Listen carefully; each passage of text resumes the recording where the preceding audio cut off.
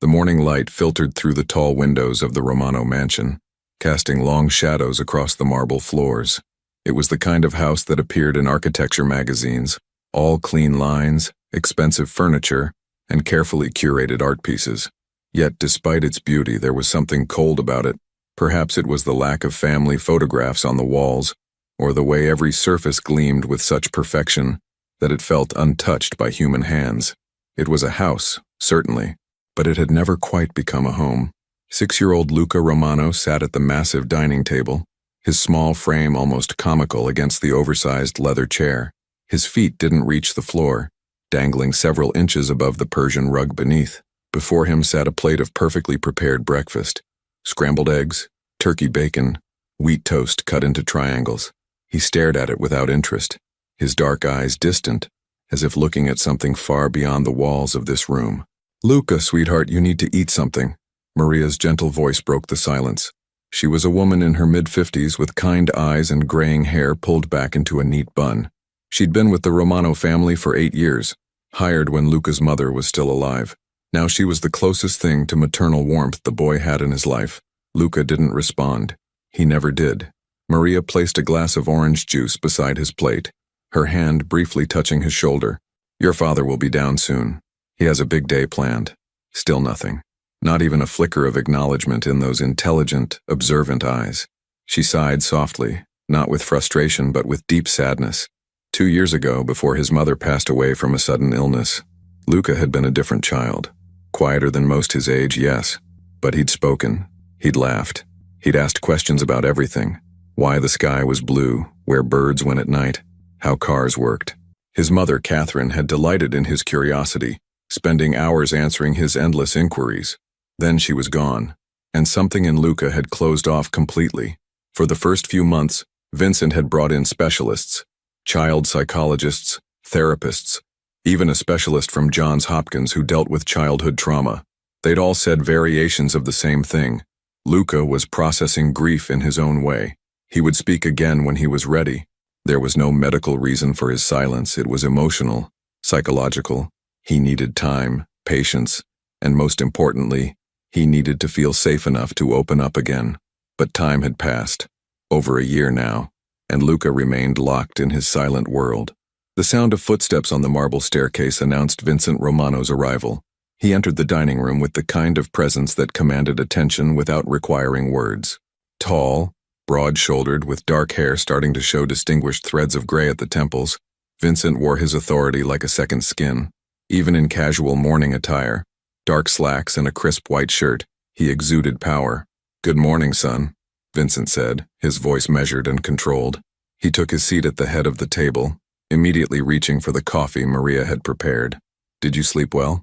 Luca's eyes shifted toward his father, but he offered no response.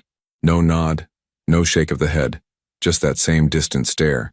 Vincent's jaw tightened almost imperceptibly. To anyone who didn't know him well, he appeared completely calm. But Maria, who'd observed their interactions countless times, could see the frustration simmering beneath the surface. Not anger. Vincent never raised his voice to his son, but a deep, helpless frustration born from not knowing how to reach the only person in the world who truly mattered to him. "We have plans today," Vincent continued, unfolding his napkin with precise movements. "I thought we'd go out, get some breakfast at a place I used to visit when I was younger. Would you like that?" "Nothing. They make excellent pancakes. Chocolate chip, if I remember correctly." The barest flicker of interest might have crossed Luca's face, or perhaps it was just the morning light shifting across his features. Vincent chose to interpret it as encouragement. "It's settled then. We'll leave after you finish your breakfast." He glanced at Luca's untouched plate. "Eat, Luca. You're already too thin." Maria moved quietly around the room, refilling coffee, adjusting curtains, staying busy but always keeping one eye on the boy. She'd developed a sixth sense for his needs over the years. The way he'd push food around his plate when he was feeling particularly disconnected. How he'd gravitate toward windows when he needed to feel less trapped. The slight tension in his shoulders when he was overwhelmed. Right now, he was doing that thing where he seemed to shrink into himself, becoming as small and unnoticeable as possible. "Mr. Romano," Maria ventured carefully, "perhaps Luca would prefer his regular routine today. Tuesday is usually when Dr. Peterson comes for his tutoring session. I've already rescheduled Dr. Peterson. Vincent replied, his tone brooking no argument. Luca needs to experience life outside these walls. The therapists have said as much. Of course, Maria conceded, though worry creased her brow. I'll make sure he's dressed appropriately. Vincent nodded, returning his attention to his son. He watched Luca pick up a fork and slowly begin to eat, mechanical movements devoid of any real engagement. It broke something in Vincent every time he witnessed it, this shell of a child who should be running, playing, filling the house with noise and life and mess. After Catherine died, Vincent had thrown himself into work. It was easier to manage business portfolios and complicated negotiations than to face the grief in his son's eyes. Easier to build empires than to figure out how to rebuild a broken little boy. He knew this about himself. He wasn't proud of it, but he also didn't know how to be different. Emotional vulnerability had never been part of his vocabulary. His own father had raised him with a firm hand and minimal affection. Men don't cry, his father used to say. Men solve problems. And Vincent had internalized that lesson so thoroughly that when faced with a problem that couldn't be solved through strategy or resources, he found himself completely at a loss. I have a meeting at 10, Vincent said, checking his watch. A vintage Rolex that had belonged to his grandfather. We'll leave at 10:30. Make sure Tony has the car ready. Yes, Mr. Romano. As Maria left to make the arrangements, Vincent and Luca sat in silence. The grandfather clock in the hallway ticked steadily, marking time in a house where time often felt suspended.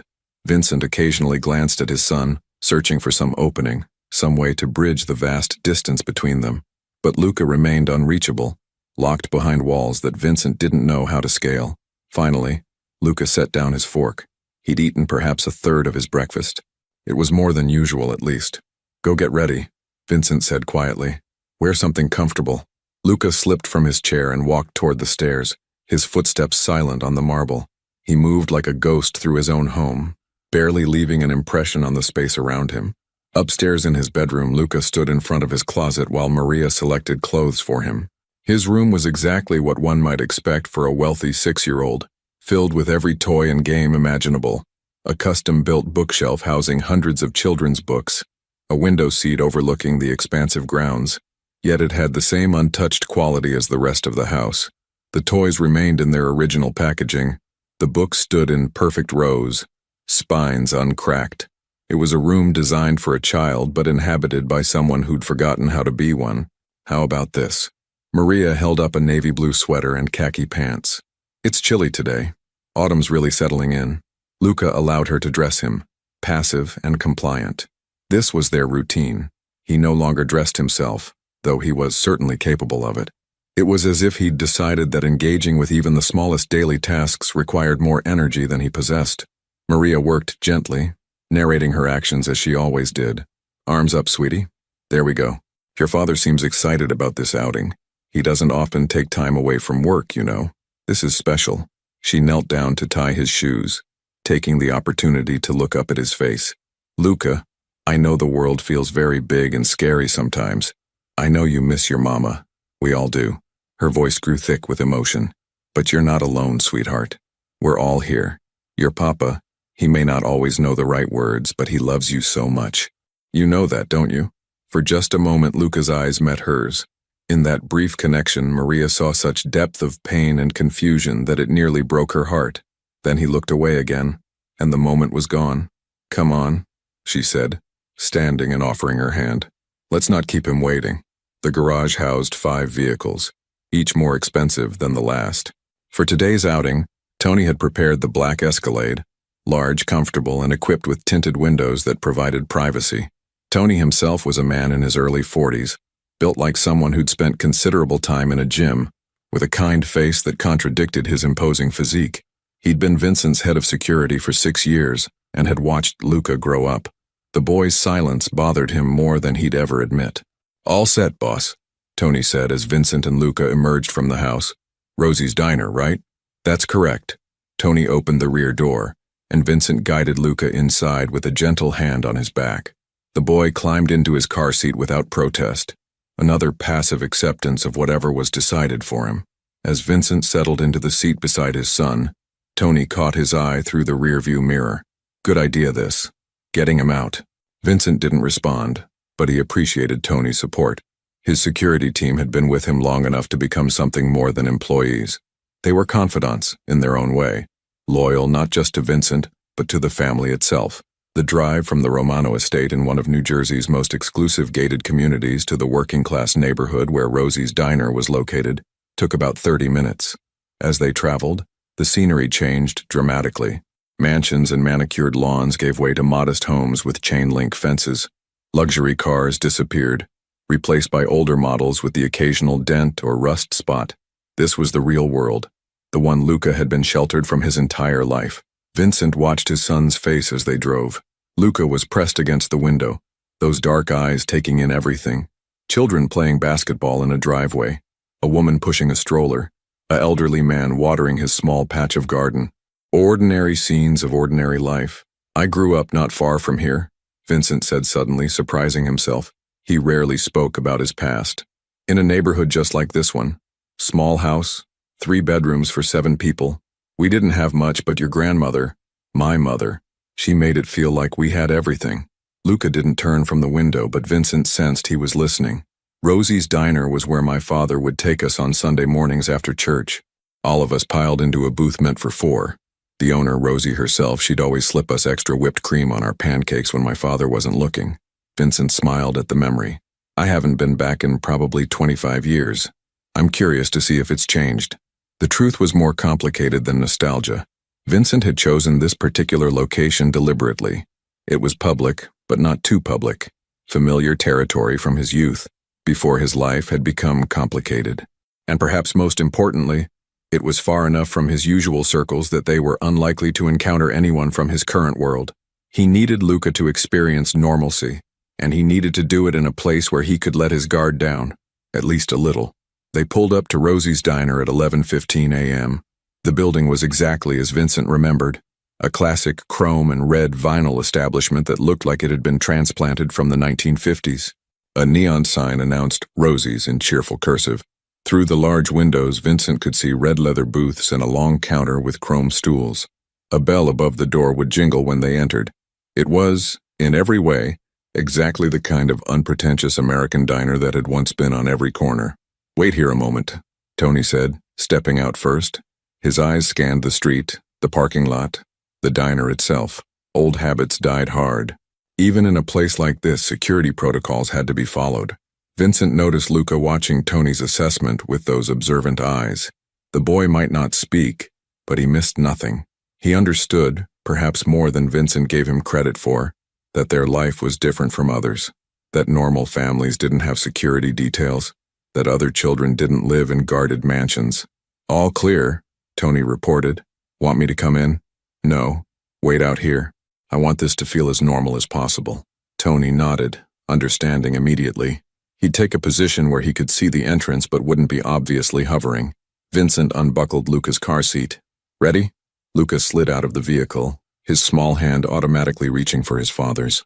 It was one of the few physical connections he still maintained. This need to hold someone's hand in unfamiliar places. Vincent's fingers closed around his son's, and for a moment he allowed himself to feel the weight of that trust. Despite everything, the distance, the silence, Vincent's own emotional inadequacies, Luca still reached for him when he felt uncertain. They walked toward the diner entrance together, and Vincent found himself hoping, praying even, that this gamble would pay off, that somehow, exposure to a different environment, to people living their lives without the weight and complications of his world, might help his son find his way back. The bell above the door jingled cheerfully as they stepped inside, and Vincent held his breath, wondering what would happen next in this carefully orchestrated attempt to reconnect with the one person he'd already lost once and couldn't bear to lose again. The interior of Rosie's Diner was a perfect time capsule. Black and white checkered floor tiles, red vinyl booths with chrome trim, vintage Coca-Cola advertisements on the walls. A jukebox in the corner played something from the Eagles. The air smelled like coffee, bacon grease, and maple syrup, the universal scent of American breakfast places. It was moderately busy for late morning. A few construction workers occupied the counter, their work boots dusty, and their conversations punctuated by easy laughter. An elderly couple shared a booth by the window, the comfortable silence between them speaking to decades of companionship. A young mother tried to convince her toddler to eat his fruit instead of throwing it on the floor. Normal life, real life, the kind Luca had never experienced. "Sit anywhere you like," called a voice from behind the counter. Vincent guided Luca toward a booth near the back, force of habit, always maintaining sight lines to exits, and helped him climb onto the vinyl seat. Luca immediately turned to look out the window. From here he could see the street, watch cars pass by, observe people walking their dogs or pushing shopping carts. His fascination with ordinary life was one of the few things that seemed to capture his attention anymore. Vincent picked up the laminated menu, though he already knew what he'd order. Some things, he suspected, never changed in places like this. "Hi there. Welcome to Rosie's." Vincent looked up, and for a brief moment time seemed to pause in that peculiar way it does when life is about to shift direction. The waitress who'd approached their table was smiling, genuinely smiling, not the practiced expression of professional courtesy, but the real thing. She was maybe in her late 20s, with light brown hair pulled back in a practical ponytail, minimal makeup, and eyes that held both warmth and weariness in equal measure. Her name tag read, "Emily. I'm Emily. I'll be taking care of you both today," she said, pulling out her order pad. Then her attention shifted to Luca, and her smile somehow grew even brighter. "Well, hey there, handsome. What's your name?" Luca didn't respond, of course. He barely glanced at her before returning his gaze to the window. Emily didn't miss a beat, showing no sign of awkwardness or offense. "The strong, silent type, huh? I can respect that. Some of the best people I know are great listeners." She winked at Vincent. "What can I get you folks?" Vincent found himself slightly off balance. He'd expected, what? Discomfort when Luca didn't respond? Pity? But Emily had simply accepted his silence and moved on as if it were the most natural thing in the world. "Coffee, please. Black. And," he glanced at his son, "what do you recommend for breakfast?" "Oh, you're at the right place. Rosie's has been making the best pancakes in Jersey since 1962. At least that's what the sign outside claims." Emily grinned. "Between you and me, they're pretty great. We've got regular blueberry, chocolate chip, or banana walnut." "Chocolate chip," Vincent said, watching Luca for any reaction. "And maybe some bacon on the side?" "Excellent choice. How do you like your pancakes, buddy?" Emily directed this at Luca, crouching slightly so she was at his eye level rather than towering over him. "Extra crispy? Soft and fluffy? Drowned in syrup or just a little bit?"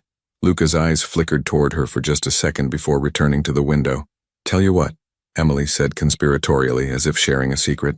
"I'm going to bring you the fluffiest pancakes we've got with chocolate chips in every single bite. And I'll put the syrup on the side so you can decide exactly how much you want. Sound good?" She straightened up, made a note on her pad, and smiled at Vincent. "He looks like a smart kid. Bet he's got a lot going on in that head of his." "You have no idea," Vincent murmured. "Be right back with that coffee," Emily promised, and she was off, weaving between tables with practiced efficiency. Vincent watched her go, then turned his attention to Luca. "She seems nice." No response. "Different from home, isn't it? Being here, surrounded by people just living their lives." Silence. Vincent sighed quietly. He'd known this wouldn't be easy. What had he expected? That bringing Luca to a diner would suddenly crack through a year of silence? That exposure to normalcy would magically heal trauma and grief? Still, something about this place felt right. Maybe it was the memories of his own childhood. Maybe it was the genuine warmth in Emily's greeting. Or maybe he was just desperate enough to grasp at any possibility, no matter how slim.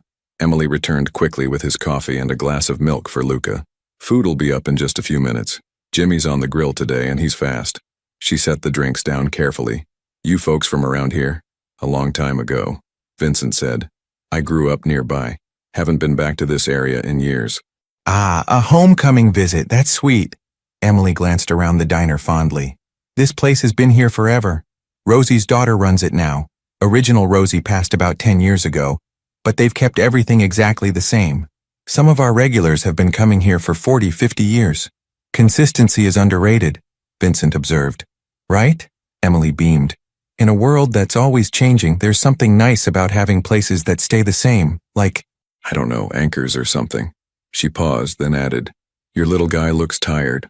Long morning?" "Something like that." Emily studied Luca for a moment with an expression Vincent couldn't quite decipher. It wasn't pity.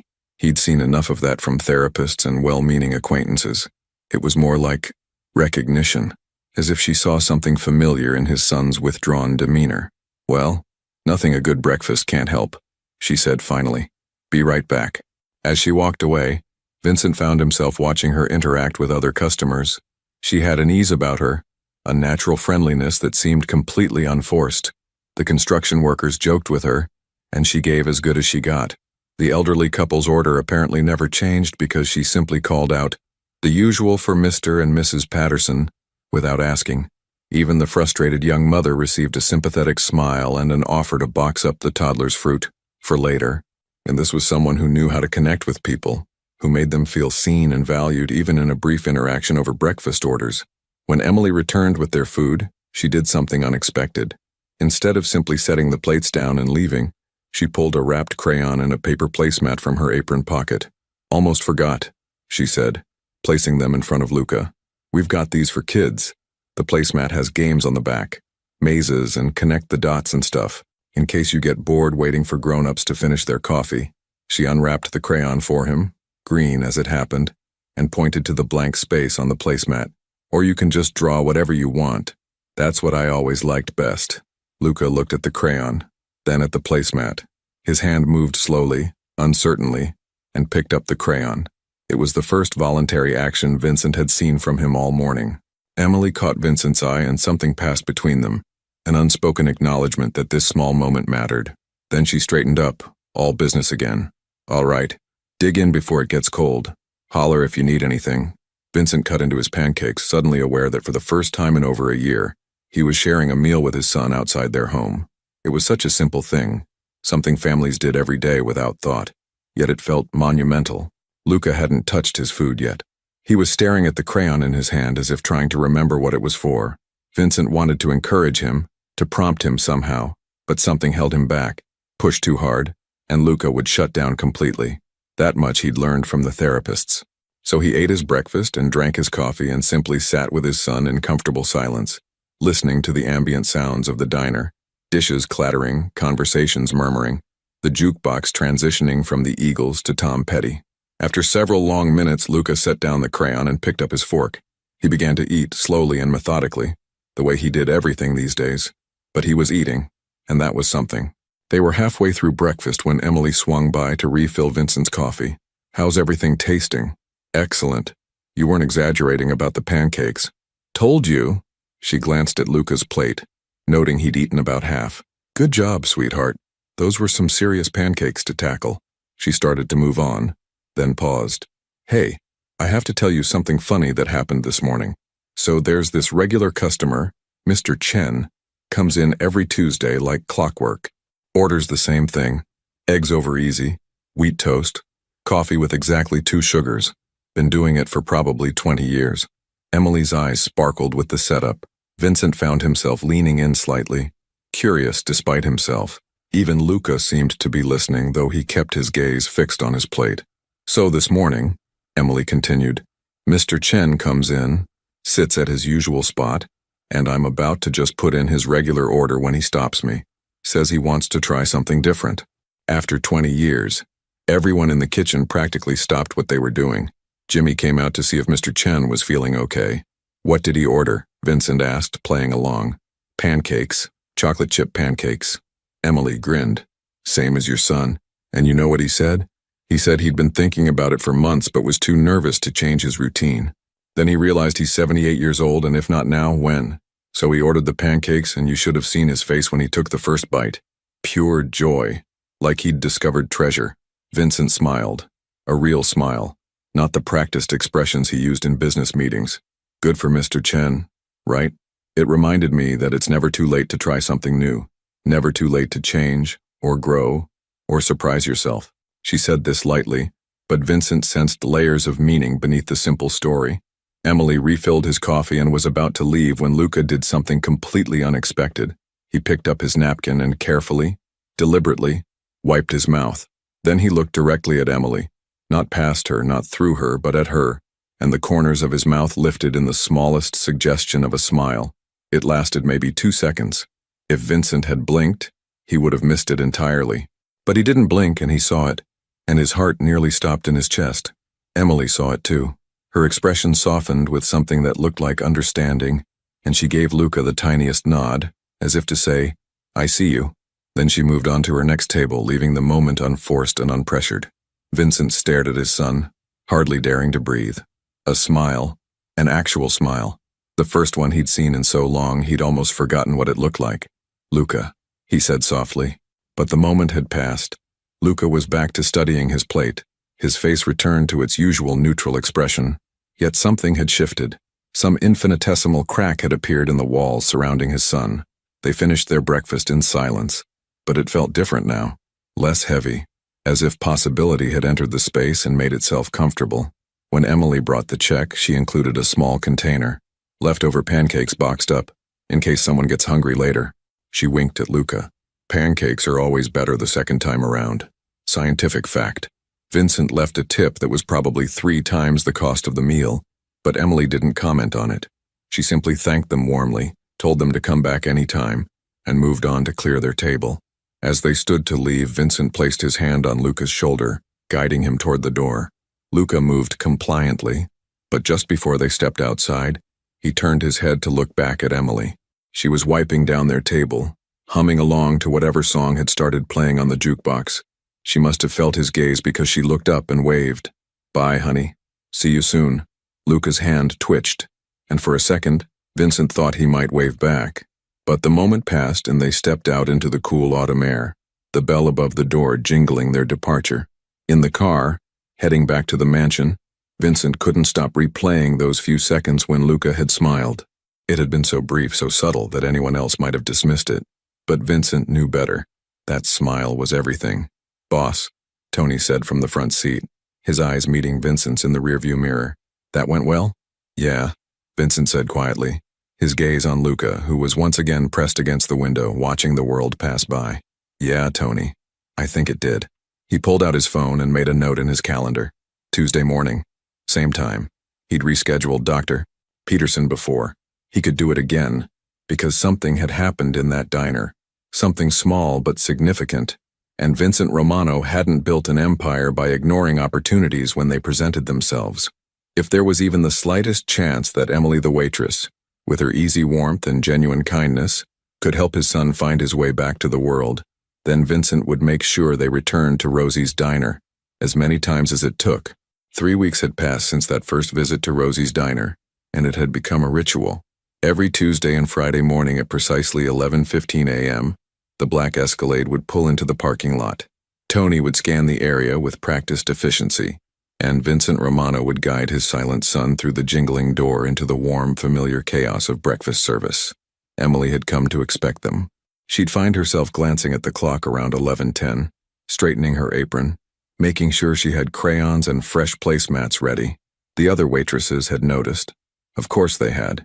In a place like Rosie's, where most customers were regulars whose orders could be predicted down to the number of sugar packets they'd use, any newcomer stood out. And the Romano pair stood out more than most. "Your fancy family is here," Denise, the other morning waitress, would whisper with a knowing smile. Denise had been working at Rosie's for 15 years and had seen everything. She was in her early 40s with bottle blonde hair and a matter-of-fact attitude that customers either loved or found abrasive. There was no in-between. "They're not my anything," Emily would protest, but she couldn't quite hide her smile. "Girl, the way that man tips? He's everyone's something," Denise would laugh. "But seriously, that kid, there's a story there." There was indeed a story there. Emily could see it in the way Luca moved through the world, carefully as if he was afraid to take up too much space, in the way his father watched him with an expression that mixed love with helplessness, in the expensive clothes that didn't quite fit the casual diner setting, in the bodyguard who always waited outside but whose eyes never stopped scanning for threats. Emily had grown up around struggle, different from whatever the Romanos were dealing with, but struggle nonetheless. She recognized the signs of people carrying weight they couldn't put down. On this particular Friday morning, their 7th visit, Emily was ready with their usual table and a fresh pot of coffee before they even sat down. Luca was wearing a gray hoodie and jeans today, looking slightly more relaxed than in the button-down shirts he'd worn on earlier visits. "Morning, gentlemen," Emily greeted them with her customary warmth. "The usual?" Vincent nodded, settling into the booth. "Please. Though I think Luca might be ready to try the blueberry pancakes today. What do you think, son?" It was a question Vincent asked every visit now, never expecting an answer but always offering the choice. Emily had noticed this pattern, the careful way he tried to engage Luca without pressuring him. She respected that. "Blueberry pancakes coming right up," Emily said, jotting it down. "And I have something special today." She pulled out a small coloring book from her apron pocket. Nothing expensive, just one of those newsstand varieties with simple pictures. "Found this at the corner store yesterday. Thought you might like it better than the placemats. It's got animals and cars and stuff." She placed it on the table in front of Luca along with a small box of crayons. Not just one green crayon this time, but a whole set of 8 colors. No pressure to use it, just thought I'd offer. Luca's eyes fixed on the coloring book. His hand hovered over it, not quite touching, as if testing whether it was real. "That's very thoughtful," Vincent said quietly. "You didn't have to do that." Emily shrugged. "It was like $3. Besides, I remember being a kid stuck at restaurants while adults talked forever. Gets boring fast." She winked at Luca. "Though between you and me, I think the grown-up conversations are way more boring for them than for us." As she walked away to put in their order, Emily felt Vincent's eyes following her. It wasn't uncomfortable, not like some of the looks she got from certain customers, but it was assessing, as if he was trying to figure something out about her. In the kitchen, Jimmy was already working on their pancakes. He was a man in his 60s who'd been cooking at Rosie's for 30 years and took pride in knowing exactly how each regular liked their food prepared. "The quiet kid and his dad?" Jimmy asked, not looking up from the griddle. "Yep. He ever talk yet?" "No, but he's loosening up, I think. Little things." Emily pulled out glasses for their drinks. "He makes eye contact now. Sometimes his mouth does this thing like he's thinking about smiling." "You're good with him," Jimmy observed. "Got a gift for connecting with people, especially the tough cases." Emily didn't respond to that. The tough cases Jimmy referred to were part of why she'd ended up at Rosie's in the first place. After her plans for a teaching degree had derailed, student loans she couldn't afford, a grandmother who needed care, life happening the way it always seemed to, she'd found herself here. It wasn't what she'd imagined for herself, but it had its moments. Working with people, making them feel seen and valued even in brief interactions, gave her life meaning in a way that surprised her. Maybe it wasn't a classroom full of students, but it was connection nonetheless. When she brought their food out, she found Luca had opened the coloring book. He hadn't colored anything yet, but he was turning pages slowly, examining each picture with serious concentration. "Found one you like?" Emily asked, setting down their plates. Luca stopped on a page showing a lighthouse by the ocean. His finger traced the outline of the building, following the spiral of the light at the top. "Good choice," Emily said. "Lighthouses are cool. They help ships find their way home when it's dark and stormy." She paused, then added conversationally, "I saw a real lighthouse once when I was about your age. Went on a school trip to Cape May. It was so tall I got dizzy looking up at it."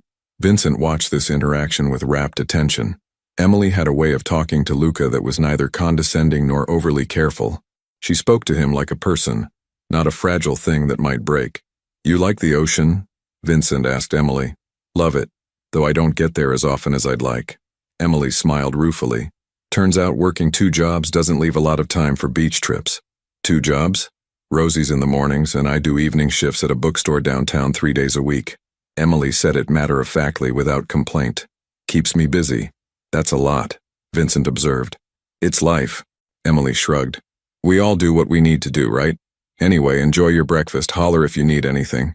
As she moved away, Vincent found himself troubled by something in that brief exchange. 2 jobs. Student loans, from what she'd mentioned once before. A grandmother who needed care. He'd overheard her discussing medical appointments with Denise last week. Emily's warmth and generosity with Luca suddenly took on new dimensions when he considered that she was likely struggling herself. He made a mental note. There might be ways to help without being obvious about it. Vincent Romano was many things, but he believed in reciprocity. If someone did something valuable for him, and helping his son was invaluable, they should be compensated fairly. Luca had picked up a blue crayon and was carefully coloring the ocean around the lighthouse. His movements were slow and deliberate, staying mostly within the lines. It was the most engaged Vincent had seen him in months. "That's looking good," Vincent said softly. "The ocean's a nice shade of blue." Luca didn't respond, but he didn't stop coloring either. For now, that was enough. By their 10th visit, patterns had solidified into routine. Vincent and Luca always took the same booth. Emily always served them, even when it meant trading tables with Denise. Luca always ordered chocolate chip pancakes except for that one time with the blueberry, which he'd eaten half of before returning to his preferred choice the next visit. But something was different today. Emily noticed it the moment they walked in. Luca was holding his father's hand tighter than usual, his shoulders hunched up near his ears, a sign of stress she'd learned to recognize. "Morning," she greeted them, keeping her tone light. "Rough start to the day?" "Something like that," Vincent admitted. "We had to stop by the doctor's office for a checkup. Luca's not fond of medical settings. Can't blame him there. I once hid in a supply closet to avoid getting a shot when I was 7. Emily smiled at Luca. "The nurse found me anyway. Turns out they're really good at seeking out scared kids." She brought them their drinks and gave Luca some extra time before taking their order. Sure enough, after a few minutes of sitting in the familiar booth with the familiar smells and sounds around him, his shoulders began to relax. "Better?" Emily asked when she returned. Vincent nodded gratefully. "Much." It struck Emily then, watching Vincent's obvious relief, how much pressure this man carried. He was clearly wealthy. The clothes, the car, the security detail made that obvious. But wealth didn't insulate anyone from worry, especially not when it came to children. "The usual?" she asked. "Please." As she turned to go, Luca did something unprecedented. He reached out and tugged gently on her apron. Emily froze. Vincent froze. Even the ambient noise of the diner seemed to pause. She turned back slowly, careful not to make any sudden movements. "Yeah, honey. What's up?" Luca was holding up the coloring book, the same one she'd given him weeks ago. He'd colored dozens of pages since then, bringing it with him on every visit. He opened it to a page he'd finished the previous visit, a picture of a dog playing in a park. "That's beautiful," Emily said, genuinely impressed. "You colored the grass so carefully, and look at all those different colors in the dog's fur. Is that your favorite page?" Luca nodded, an actual, deliberate nod, his first clear response to a direct question since they'd met. Emily felt her eyes prickle with unexpected emotion. "I'm so glad you showed me. That's really special." She paused, then asked carefully, "Would you like me to hang it up here? We have a wall in the back where we put up art. Lots of kids draw pictures for us." Another nod. "Then I'd be honored to display it. Let me just—" She gently took the book from him, carefully tore out the page along the perforation and held it up to show Vincent. "With your permission?" Vincent's voice was thick when he answered, "Of course." Emily excused herself and headed to the kitchen, ostensibly to put in their order, but really to give herself a moment to process what had just happened. In the back hallway, away from customers, she pressed the picture to her chest and took a deep breath. Denise found her there. "You okay?" "Yeah, The kid, he communicated, reached out to me, nodded at questions. It's the first time." "That's great, Em." "It is. It really is." Emily looked at the picture in her hands. "There's something about him, Denise. Something that just breaks my heart and fills it up at the same time." Denise studied her friend carefully. "You're getting attached. I know. I can't help it. Just be careful, okay? That family, whoever they are, they're not from our world. You can see it in everything about them." "I know," Emily repeated. But knowing and caring were two different things. She found some tape and hung Luca's picture on the wall near the kitchen, a place of honor among the dozens of children's drawings that decorated Rosie's. When she brought their food out, she made sure Luca could see where she'd placed it. "Right there, see? Next to the picture of the rainbow. Now everyone who comes to Rosie's gets to see your beautiful art." The smile that crossed Luca's face then was small and fleeting, but it was unmistakable. Not just a twitch at the corner of his mouth, but a real smile that reached his eyes and transformed his entire face. Vincent made a sound, something between a laugh and a sob, and quickly covered it by reaching for his coffee. Emily pretended not to notice, giving them privacy in the moment, but her heart felt too big for her chest. After that breakthrough, things progressed quickly. On their next visit, Luca pointed at menu items instead of having his father order for him. The visit after that, he made eye contact with Emily for several seconds when she asked if he wanted whipped cream on his pancakes. And 2 weeks after the coloring book incident, something extraordinary happened. It was a Tuesday morning, unseasonably warm for November. The diner was busier than usual. Some kind of road construction had detoured extra traffic through the neighborhood. Emily was juggling more tables than normal, moving at double speed to keep up. She was carrying a tray of drinks when it happened. One of the construction workers, gesturing animatedly while telling a story, knocked into her as she passed. The tray tilted dangerously. Emily managed to save most of it, But one glass, a full orange juice, tipped over and splashed directly down her front. The cold liquid soaked through her uniform immediately. Emily gasped at the shock of it, looking down at the spreading orange stain across her white shirt and apron. "Oh man, I'm so sorry." The construction worker jumped up, genuinely apologetic. "It's okay, accidents happen," Emily assured him, though inwardly she was calculating whether she had time to go home and change before her evening shift. This was her only work uniform currently clean. The other was in the wash. She set down the tray and was dabbing uselessly at the stain with a napkin when she heard it. A sound she'd never heard before. A sound that made the entire diner fall silent. Laughter. Pure, genuine, childish laughter. The kind that erupts from deep in the belly and can't be contained. Emily looked up to find Luca with his hand over his mouth, his eyes dancing with mirth, his shoulders shaking with giggles he couldn't quite suppress.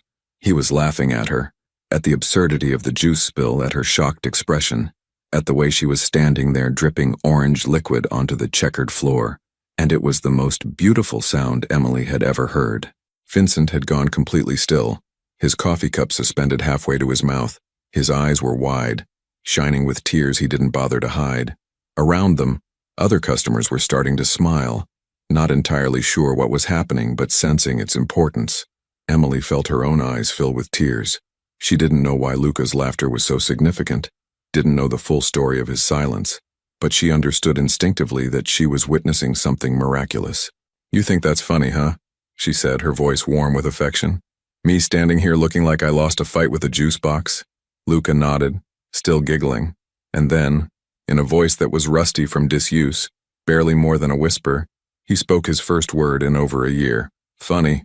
The single word hung in the air like a bell chime. Vincent's coffee cup clattered against the saucer as he set it down with shaking hands. Emily pressed her hand to her mouth, tears now flowing freely down her cheeks. "Yeah," she managed to say. "Yeah, honey, it is pretty funny." She wanted to say more, wanted to acknowledge the enormity of what had just happened, but some instinct told her to keep it light, to not make such a big deal of it that Luca felt pressured or scared back into silence. So she simply smiled at him, orange juice still dripping from her apron, and said, "Tell you what, since you think this is so hilarious, you get extra whipped cream on your pancakes today. Deal?" Luca smiled, that full, transformative smile, and nodded. "Deal," he whispered. Emily excused herself to the back to change into her spare shirt. Thankfully, Denise kept extras for emergencies. In the staff bathroom, she leaned against the sink and let herself cry. Big, messy tears of joy and release. When she returned to the dining room, Denise grabbed her arm. "What the hell just happened?" "He laughed, he spoke, Emily shook her head, unable to fully articulate it. "That kid hasn't been talking?" "Not for a long time, I think. Not until just now." Denise whistled low. No wonder his dad looks like he just witnessed a resurrection. Indeed, Vincent appeared transformed. The careful control he usually maintained had cracked, revealing raw emotion underneath. When Emily brought their food, he reached out and gently caught her wrist. "Thank you," he said, his voice rough. "You have no idea what you've done for us." "I didn't do anything," Emily protested. I was just myself." "Exactly." Vincent held her gaze, and Emily saw depths there she hadn't noticed before. Grief and hope and something that looked like desperation. "Don't ever underestimate the value of that." He released her wrist and Emily moved on to her other tables. But she felt changed somehow. As if by witnessing Luca's breakthrough, she'd become part of something larger than herself. That afternoon, after their shift ended, Emily and Denise sat in a corner booth splitting a piece of pie. "So," Denise said carefully, "you going to tell me what's really going on with that family?" "I don't know what's going on," Emily admitted. "The dad's obviously wealthy. They have a bodyguard, though he tries to be subtle about it. The kid was in some kind of, silent phase, and today he broke through it. You know they're not normal, right? Normal people don't travel with security details." "I know. And you're getting attached anyway." Emily sighed. "Yeah, I am. Is that stupid?" "Maybe a little," Denise said, but her tone was gentle. "Just protect yourself, Em. You've got a good heart, but good hearts can get broken real easy." "I know that too." Emily had learned that lesson several times over. Her father leaving when she was 12, her college dreams derailing, her grandmother's declining health. She knew about heartbreak, but she also knew about hope. And watching Luca laugh, hearing him speak, seeing the joy transform his father's face, That had been pure hope. Whatever complications came with the Romano family, Emily couldn't bring herself to regret the connection forming between them. That evening, Emily was shelving books at the Cornerstone bookshop where she worked her second job. It was quiet. Just her and Mr. Patel, the owner, and one customer browsing the mystery section. Her phone buzzed with a text from an unknown number. "This is Vincent Romano. Maria gave me your number from the diner's staff contact list. I hope that's acceptable. I wanted to thank you again for today, and to ask if you might be available to meet for coffee sometime. Not at Rosie's, somewhere we could talk privately. There's something I'd like to discuss with you." Emily stared at the message for a long moment. Everything in her life had taught her to be wary of wealthy men who wanted private conversations, but this didn't feel predatory. It felt important. She typed back, "Of course. When works for you?" The response came quickly. "Tomorrow? I know a place. 2 p.m. I'll be there." He sent an address to a coffee shop in a nicer part of town, the kind of place where lattes cost $8 and everyone worked on MacBooks. Emily looked down at her work clothes, jeans and a Cornerstone bookshop t-shirt, and wondered what Vincent Romano wanted to discuss that required privacy. Part of her knew she should be more cautious, should ask more questions, should maybe bring a friend. But another part of her, the part that had watched a silent boy find his voice, that had witnessed a father's desperate hope, told her to trust her instincts, and her instincts said that whatever was coming next, it was going to change everything. Vincent sat in his study late that night, a glass of scotch untouched on the desk beside him. Through the window, he could see the lights of the city in the distance, glittering like scattered diamonds. Down the hall, Luca was sleeping. Actually sleeping, not just lying awake staring at the ceiling the way he had been for months. Maria had reported that he'd talked to her before bed. Not much, just a few words about his day, but it was the most he'd said at home in over a year, all because of Emily. Vincent had spent his entire adult life building walls, around his business, around his family, around himself. He'd learned early that in his world, vulnerability was dangerous, that caring about people made them targets, that the safest way to protect those you loved was to keep them at a distance. But Luca couldn't live at a distance anymore. His son needed connection, needed humanity, needed people like Emily, who saw him as a child rather than a problem to be solved. The question now was how to navigate what came next, because Vincent knew something that Emily didn't. In his world, there were people watching, always watching, and they'd noticed the diner visits, had noticed how Vincent's son had connected with a waitress. In business, every weakness could be exploited, every attachment used as leverage. He pulled up Emily's social media profiles on his laptop, not stalking, just due diligence. She had a modest Facebook presence, mostly pictures with her grandmother and posts about books. No indication she had any idea who Vincent really was or what getting involved with his family might mean. He needed to tell her. Not everything, that would be too dangerous, but enough that she could make an informed choice about whether to continue having contact with Luca. Because if she chose to walk away, Vincent would let her. It would break his son's heart, would probably set back his progress significantly, but he would let her go rather than trap her in a situation she hadn't chosen. That's what the coffee meeting was really about. Giving Emily the truth, or at least a version of it, and letting her decide. Vincent finished the scotch and headed upstairs to check on Luca one more time. His son was curled on his side, clutching the coloring book Emily had given him. His face in sleep looked peaceful, younger, more like the child he should have been allowed to be. "I'm going to protect you," Vincent whispered, though Luca couldn't hear. "Both of you. I promise." How he was going to keep that promise, he wasn't entirely sure yet. But Vincent Romano had built an empire on impossible promises. He could figure this out too. He had to. The coffee shop Vincent had chosen was everything Emily expected. Exposed brick walls, minimalist decor, baristas who treated coffee making like performance art. She arrived 10 minutes early, ordered a regular coffee that cost more than her lunch usually did, and claimed a table in the corner.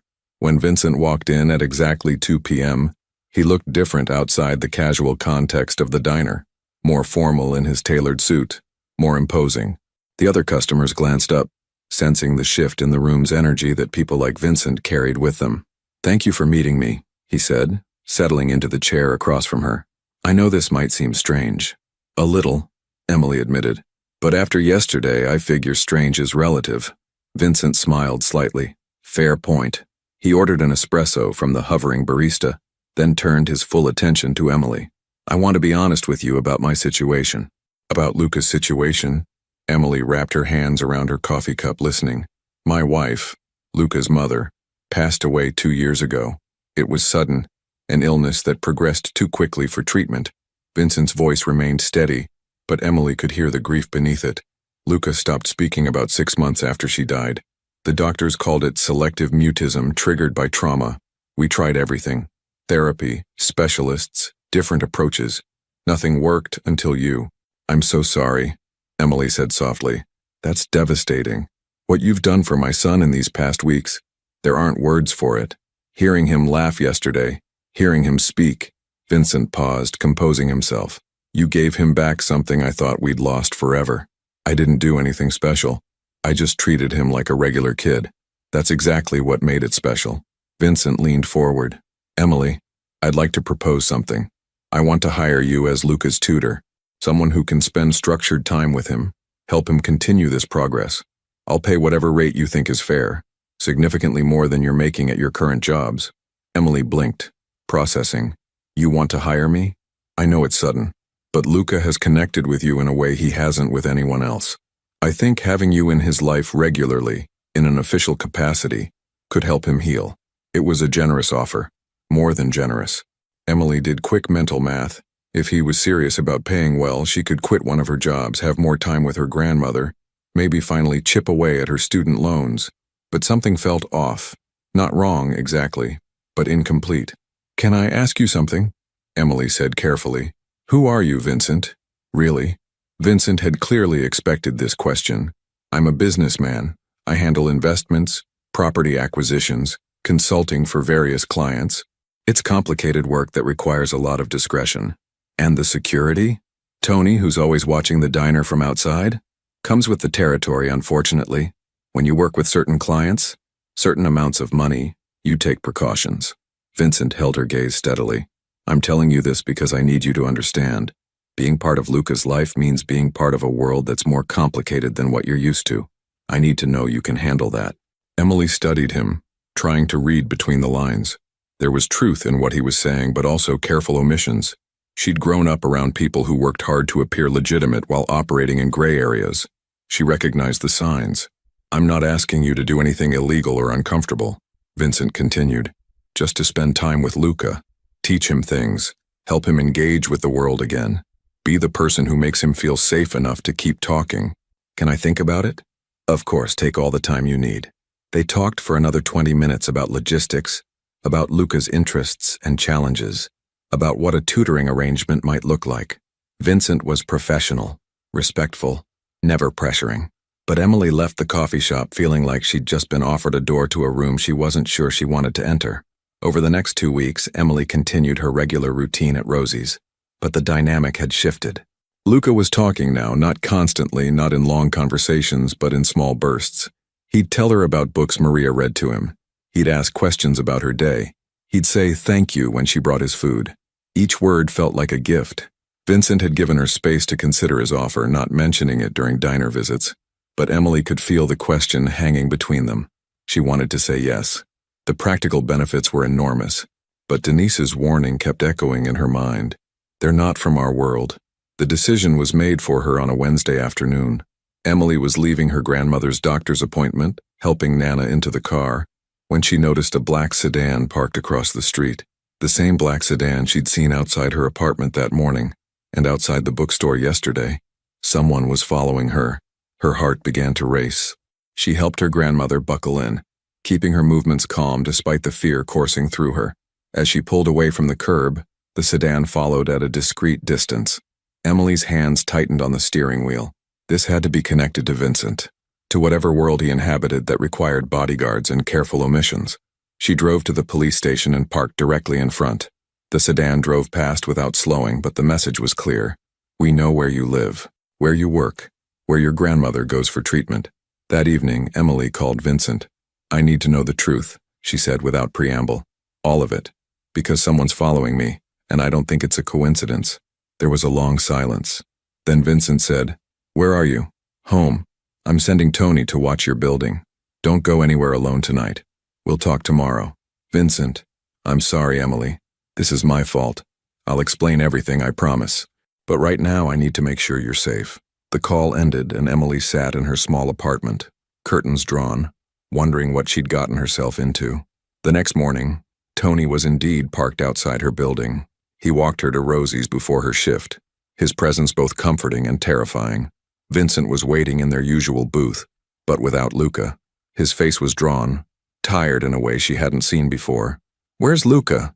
Emily asked, sliding into the seat across from him. "With Maria. He's safe." Vincent signaled to Denise that they needed privacy. "Emily, I owe you the truth. My business dealings, they're legitimate, but they involve people who aren't always legitimate. I consult for families who operate in gray areas. Because of this, there are people who watch me who look for leverage. And I'm leverage now. You might be. I don't know yet." Vincent's honesty was almost brutal. "The people following you, they could be business associates gathering information, or they could be competitors looking for weaknesses. Either way, they've noticed our connection to you." Emily felt cold. "What does that mean for me? For my grandmother? It means I made a terrible mistake involving you without fully understanding the risks." Vincent's voice was heavy with guilt. "And now I need to fix it. I can offer you protection, Tony and others watching you, security measures, or I can disappear from your life completely. Make it clear you're not connected to us. Either way, the surveillance should stop. And Luca?" Vincent's jaw tightened. "He's already asking for you. He's regressed slightly since yesterday, quieter again. But I won't put you in danger for his sake. That's not a choice I'll make." Emily looked at this powerful man offering her an out, clearly hoping she wouldn't take it, and saw the impossible position he was in, caught between protecting his son and protecting her. "I need time," she said finally.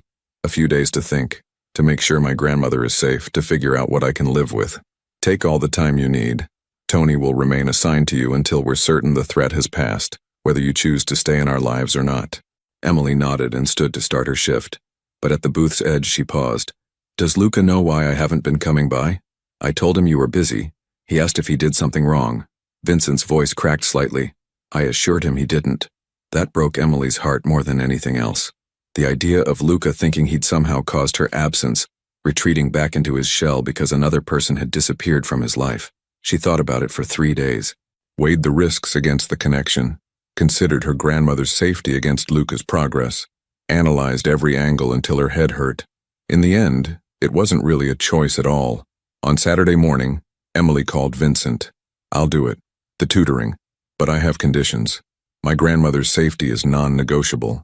I need to know exactly what I'm walking into, and if at any point this becomes dangerous in a way I can't handle, I'm out. No guilt, no obligations." "Agreed to all of it." The relief in Vincent's voice was palpable. "Thank you, Emily. Don't thank me yet. I might be making the biggest mistake of my life. Or," Vincent said quietly, "you might be saving my son's life. Time will tell." Emily hung up and looked at her grandmother, who'd been listening from her chair by the window. "You're sure about this, sweetheart?" Nana asked. "No, but I'm sure about that little boy who finally learned to laugh again. And sometimes that has to be enough." Emily's first official day as Luca's tutor began on a crisp Monday morning in early December. She arrived at the Romano mansion at 9 a.m., her bag packed with books, art supplies, and lesson plans she'd spent the weekend preparing. Maria greeted her at the door with a warm smile. "He's been awake since 6, she confided, leading Emily through marble hallways. Too excited to sleep. The sunroom they'd converted into a teaching space was perfect. Large windows overlooking the grounds, kid-sized furniture, shelves waiting to be filled with books.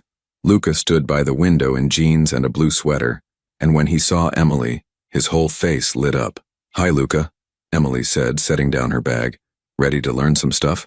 "Yes," he said clearly, and Emily felt that familiar flutter of joy at hearing his voice. She settled into a chair across from him. "Here's how this works. We'll do reading, math, science, art, lots of different things. Some days we'll talk a lot. Some days maybe not. Whatever feels right to you is fine. Deal?" "Deal," Luca whispered, then added more confidently, "Deal." They started with reading. Emily had brought ocean animal books, remembering his lighthouse picture. As they sat together looking at dolphins and whales, Luca said suddenly, "My mama liked the ocean." Emily's heart clenched. This was the first time he'd mentioned his mother. "Yeah?" What did she like about it? She said it was big. Bigger than everything. He traced his finger over a whale picture. We went to the beach once. Before she got sick. That sounds like a beautiful memory. Your mama sounds really smart. She was. Luca looked up at Emily, his eyes searching. Are you going to leave too? The question knocked the air from Emily's lungs. Of course he worried about this. Everyone he'd cared about had left. I'm not planning to, Emily said honestly. I really like spending time with you, but I think it's okay for you to worry. Lots of people you loved have left, and that's scary. My therapist said feelings are okay. Your therapist was right. All feelings are okay, even the scary ones.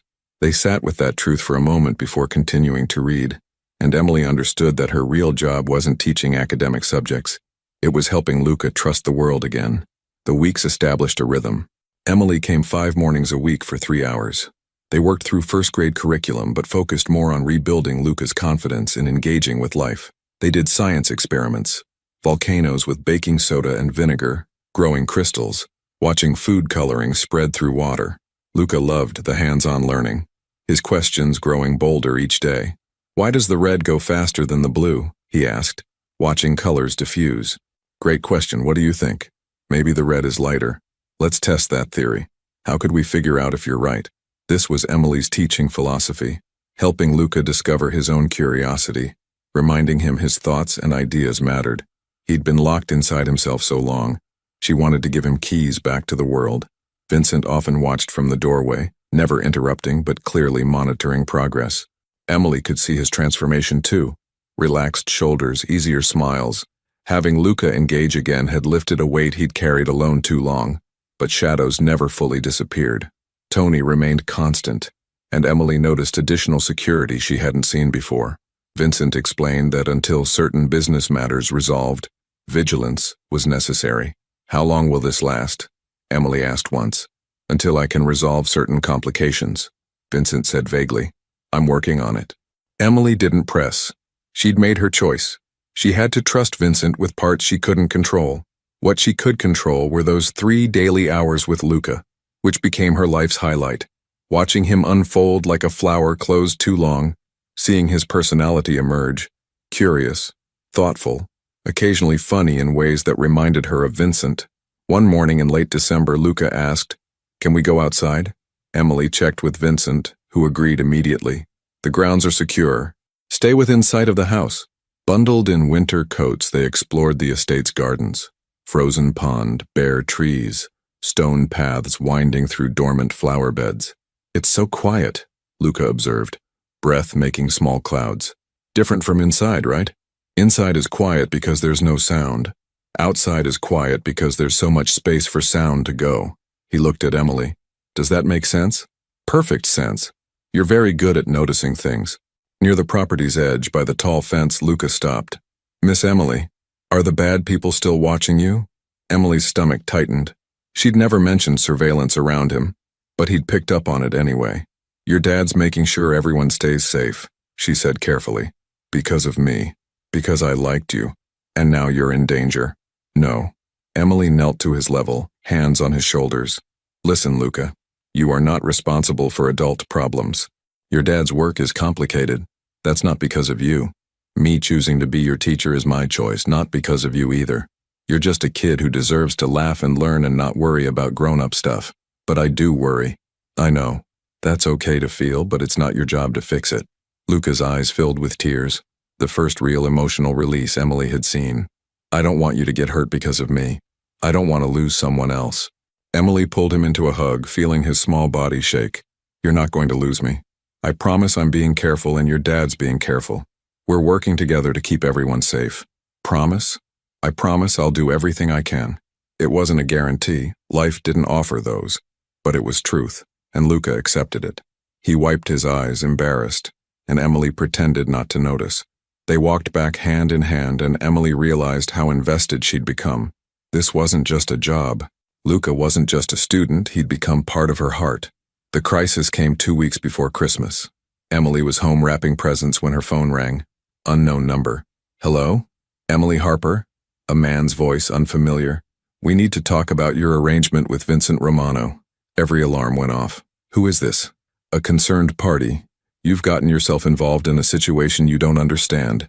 Mr. Romano's business dealings have consequences, and you're caught in the middle. I'm hanging up. Before you do, you should know we have photos of your grandmother at physical therapy. We know her schedule, her medications. It would be unfortunate if anything disrupted her care. Emily's blood ran cold. Are you threatening my grandmother? We're pointing out vulnerabilities.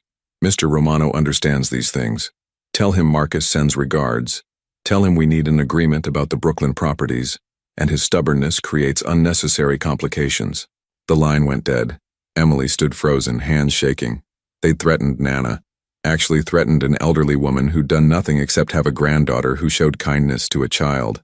She called Vincent immediately. Emily? He answered on the first ring. Someone called. Marcus.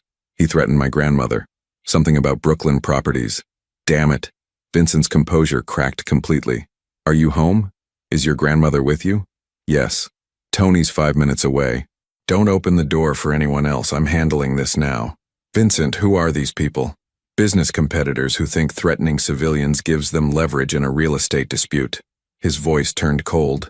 They're wrong. I'll call back in 20 minutes. Keep your grandmother close. Those 20 minutes felt endless. Emily sat with Nana, trying to appear calm while her mind raced. What had she gotten them into?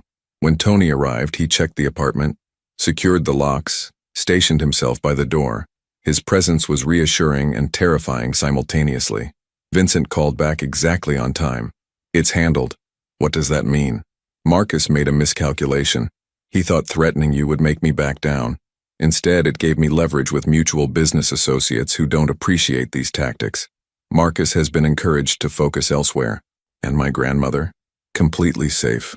I've arranged private security at her therapy facility and your building. Marcus won't try anything. He knows the consequences now. This is insane, Vincent. I know. I'm sorry. He sounded devastated. This is what I feared when I first involved you.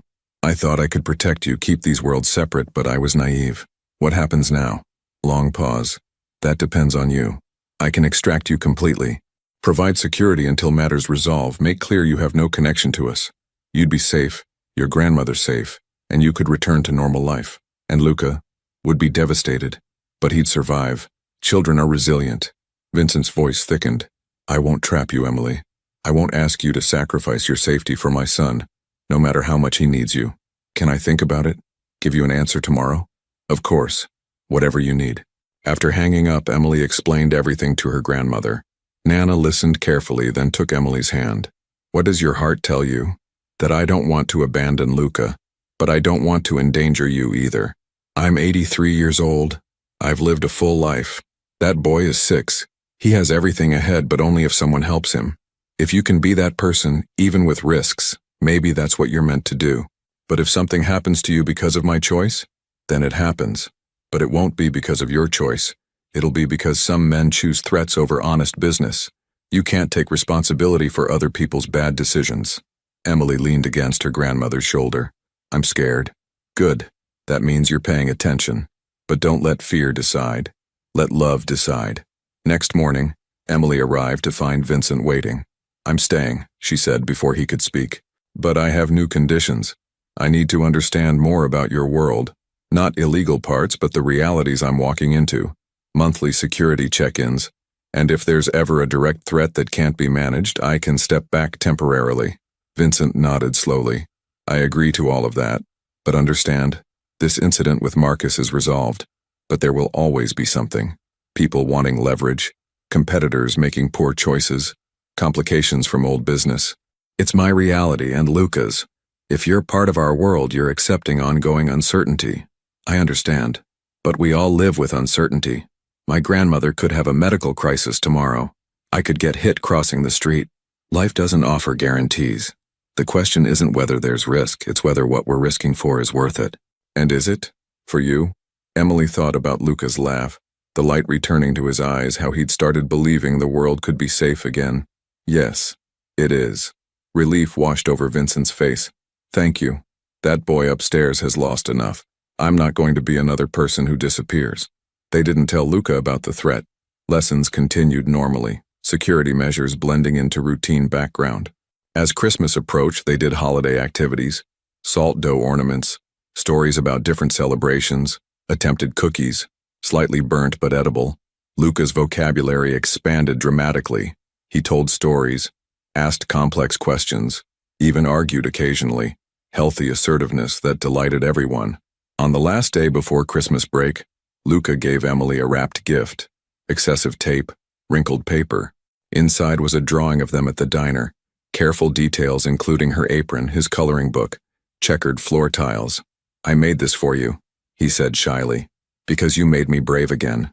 Emily's eyes filled with tears. "This is the most beautiful gift anyone's given me." "Really? Really, truly. Miss Emily? I heard Daddy talking to Tony. I know bad men tried to scare you. I know you could have left but stayed. So much for protecting him from adult problems. I wanted to say thank you," Luca continued, "for staying, for being brave too." She hugged him tight. "We're all being brave together. You and me and your dad and Maria and Tony. That's what families do. Are we a family?" The question caught her off guard. What they'd built, the trust, care, commitment, wasn't that family in its truest form? "Yeah," Emily said softly. "I think we are." Christmas Day, Emily and Nana joined the Romanos for dinner. The dining table that once felt cold now warmed with conversation and laughter. Luca showed Nana his coloring books, explained science experiments, even sang part of a song. Watching him confidently engage with new people was overwhelming. Later, while Nana and Maria compared recipes and Luca played with his new telescope, Vincent and Emily found themselves alone. "I never thought we'd have this," Vincent said quietly, watching Luca excitedly explain constellations. "A normal Christmas. Family gathered, my son talking, laughing, being a child. It's not exactly normal," Emily pointed out. "Security guards outside, complicated backstories, unconventional family definition. No, but it's ours. And it's real. It is real." "I've been working on transitioning my business dealings," Vincent said seriously, "making things more conventional. It'll take years, but I want Luca to inherit something he can be proud of.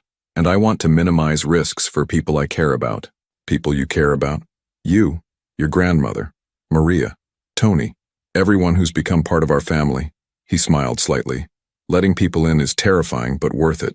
Welcome to the human experience," Emily teased. "Messy, scary, and complicated, and worth it.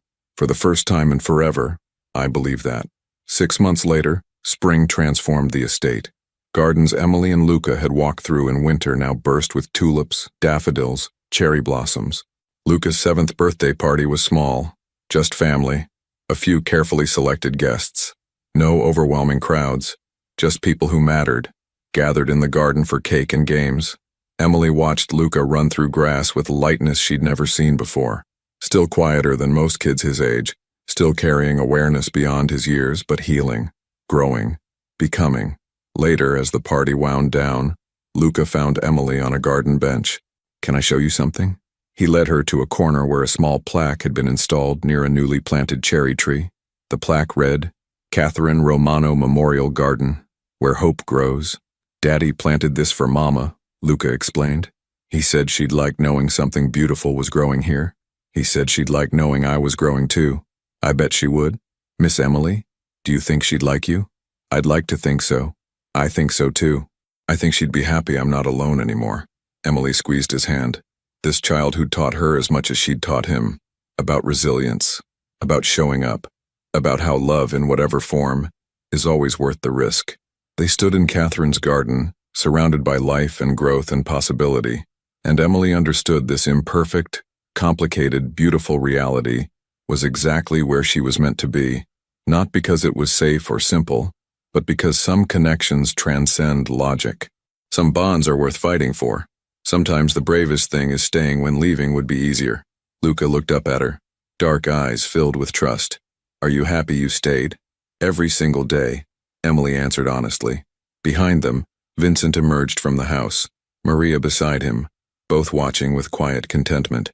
Bodyguards at their posts, security systems monitoring, complications still existing in the background. But here, in this moment, in this garden where hope grew and a once silent boy had learned to speak again, none of that mattered. What mattered was connection, family, love in all its messy, imperfect forms. Luca tugged Emily's hand. "Come on, I want to show you something else." And Emily followed. as she would for years to come, into whatever adventure this unconventional family would face next. Together, always together.